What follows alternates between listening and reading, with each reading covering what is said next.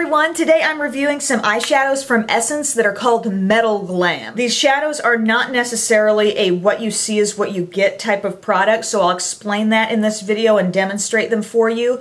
But the two shades that I have here are both somewhat neutral. One is kind of pinky with a golden shimmer or sparkle to it, and it's called Frosted Apple.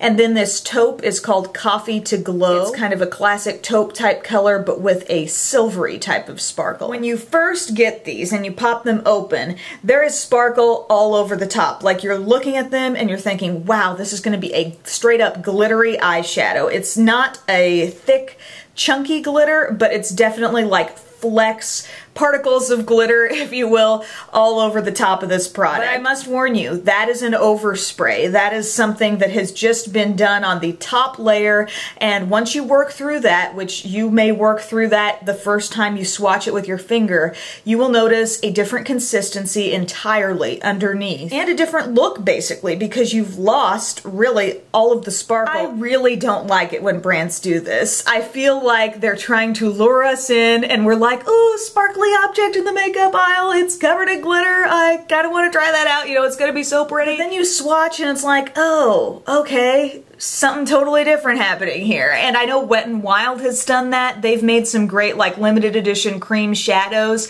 and on the top you feel like you're getting a straight up like glitter cream. But then just below the surface, nope, that was just a topper there. That was just there to reel you into the product, and then we're gonna give you something else. I don't like that. I'm sorry, Essence. I'm sorry to anybody who really turned out to like these things. There are tons of things I love from Essence's line, but these are just not one of them. And what I found interesting with both of these is that when you touch the glitter part, I don't have a ton of just the straight up glittery overspray left on this pink here. It's like kind of a dusty, lightweight, glittery type thing. But then you get to this other part and it almost feels a little bit creamy, you know? I think, ooh, that should be maybe a really good texture to work with.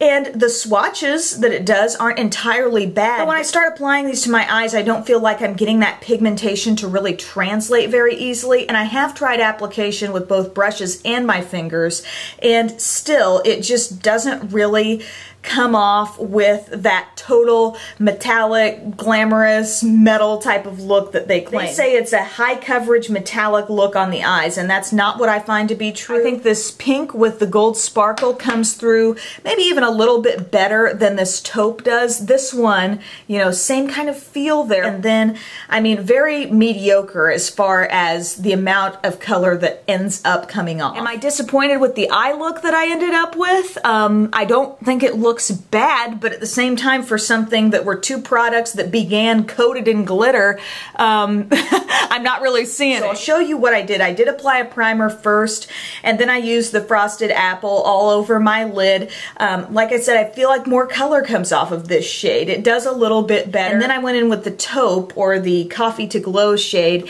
and just trying to pat that on the outside of the lid, you're not able to see much color building up. I took a small crease brush and started wedging the shade up into the crease. Then I went to a larger crease brush to buff out a little bit more. It's very, very subtle. And then I went back to the pink with my little precise blending brush from Sigma and just took that over the border to kind of make the look seem a bit more finished. And then I went under the eye to smudge in some of this taupe again, and it was just, took a lot of doing to actually build up some color there. I finished the look with some black liquid liner. I did a nude type of liner in the lower waterline, and staying power wise as far as the shadows go, pretty much right along the lines of any other eyeshadow that I use on top of a primer. You know, it does pretty well in that respect. But I just think it's important for people to know that when you look at these in the store and you see a little compact coated with glitter, that's not what you end up having in the long run.